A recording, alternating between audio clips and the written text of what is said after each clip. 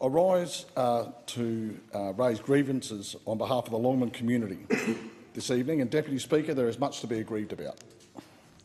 Deputy Speaker, the first issue I'd like to speak on tonight is the proposed unfair ute tax. The vast majority of people I've spoken to in the Longman community are very much against this. It's a bordering on communist tax that penalises people who make the democratic choice to purchase a vehicle powered by diesel, gasoline or a hybrid electric petrol car.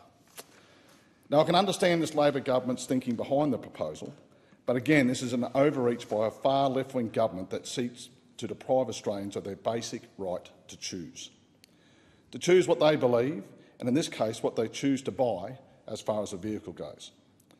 The basic premise is that if consumers don't buy enough electric vehicles or EVs, then non-EVs will have extra government costs imposed on them to force people into buying EVs. But, Deputy Speaker, people have too many unanswered questions on EVs that this Labor government hasn't answered for them to buy into the narrative. The questions and the comments that I've received are these. Concerns about the volatility of elements in EVs like lithium that have a propensity to catch fire. Many of these rare earth metals in batteries and EVs are mined in countries that basically allow slave labour. Aren't Labor and their coalition partners, the Greens, concerned about this? The cost of an EV is far too expensive for many in my electorate of Longman to afford.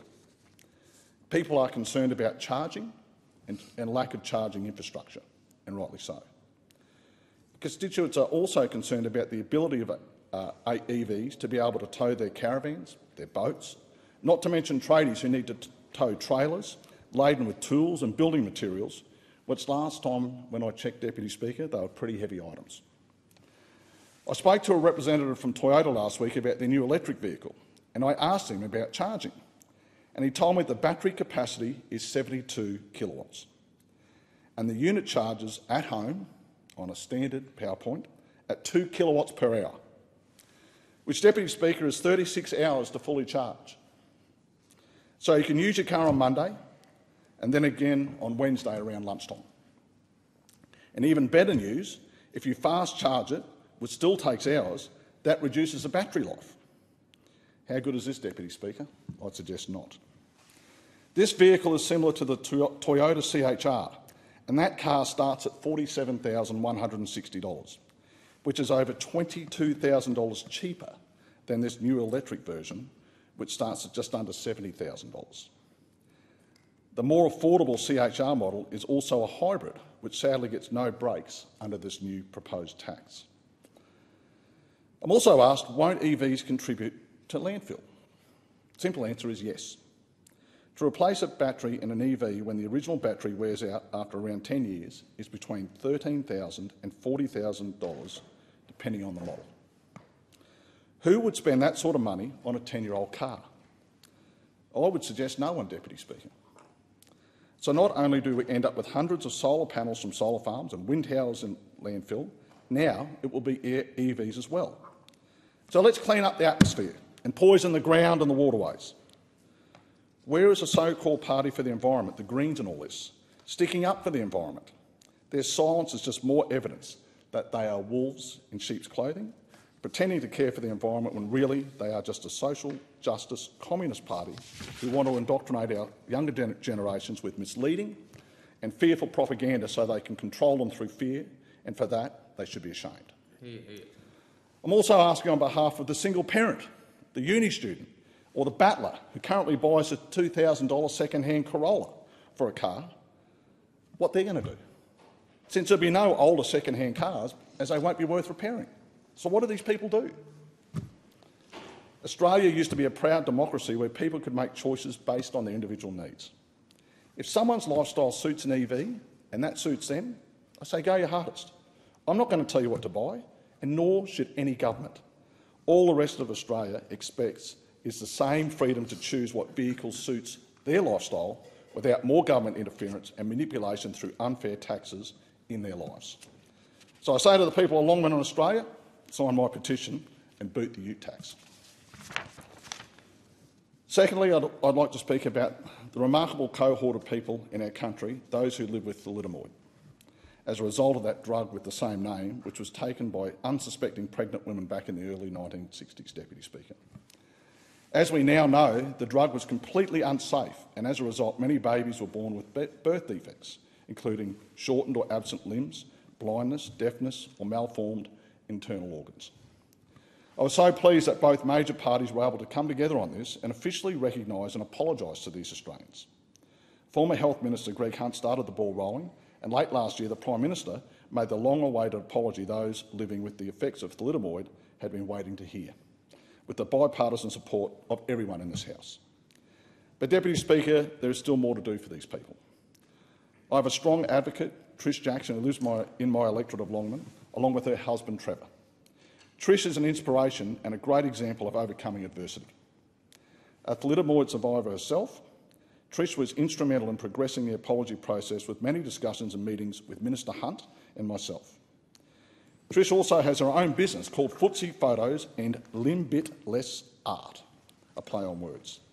I was fortunate to receive one of Trish's calendars this year, and the art is terrific, all the art, and it's done with a feet. Trish has explained to me some of the bureaucratic rubbish she and her other survivors have to endure, which I'll share with you now.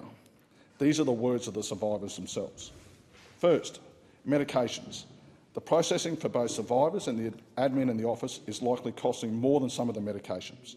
I would suggest it would be easier to give all the free medications by adding a safety net switch that already exists.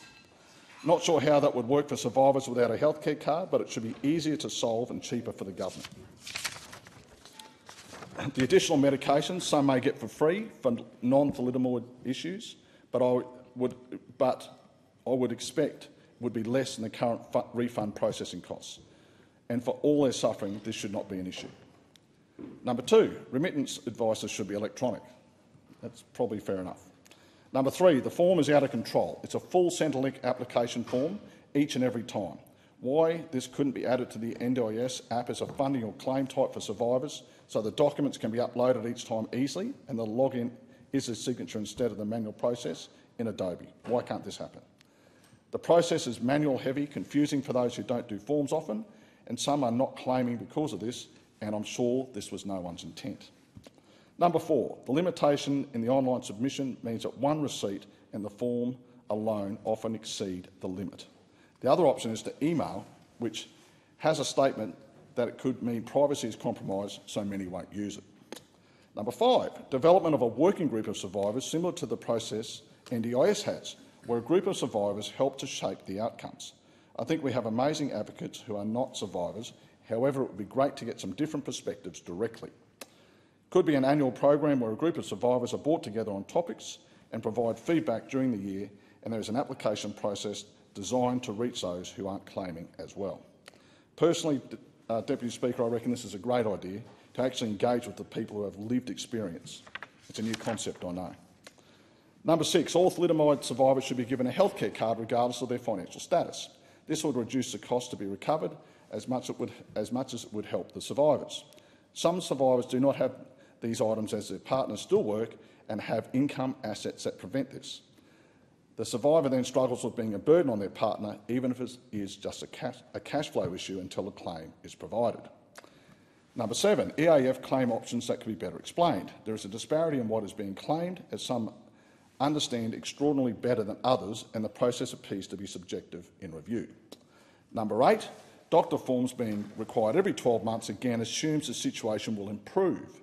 The reality is that disability pain only gets worse with age.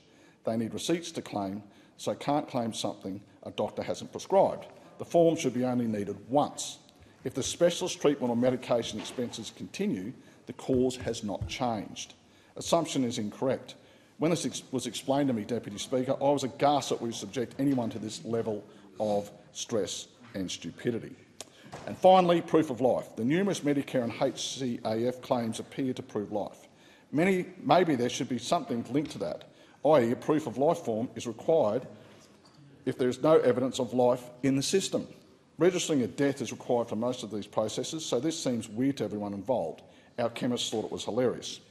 Deputy Speaker, let's listen to these people and do all we can to make their lives easier because they deserve it.